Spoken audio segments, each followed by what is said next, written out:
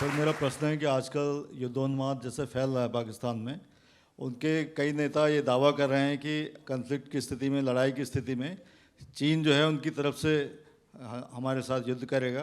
क्यों हम इसको डिस्कस करें? हर एक देश की अपनी अपनी समस्याएं, अपनी समस्याओं से तो निपट नहीं पा रहे, दूसरों के कहाँ पैर डालने के लिए चले जाएंगे। इसके बारे में ओवैसी साहब ने बड़ी अच्छी बात कही है।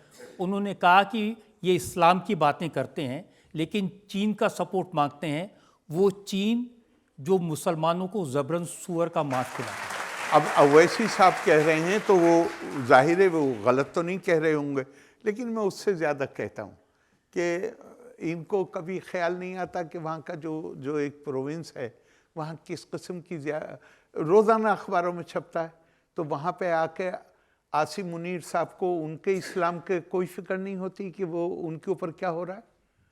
वो असल में ये कन्वीनियंस का रिलीजन है।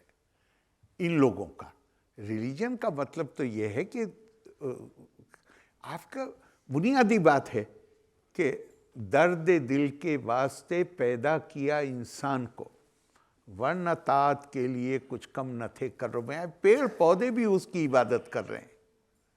हमें अब इंसान का मतलब ये है, दिल बदस्त आवर के हज अकबर अस्त, अज हज़ारा काबा यक दिल बेहतरस्त, काबा बुनियादे खलील आज़र अस्त, दिल गुजरगाहे जलील अकबर अस्त।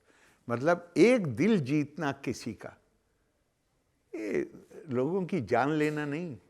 रिलीजन की जो शिक्षा है वो ये है कि लोगों का दिल जीतो, और एक दिल जीतने का मतलब, एक दिल जीतना का महत्व 1000 दफ़ा हज करने से ज़्यादा है।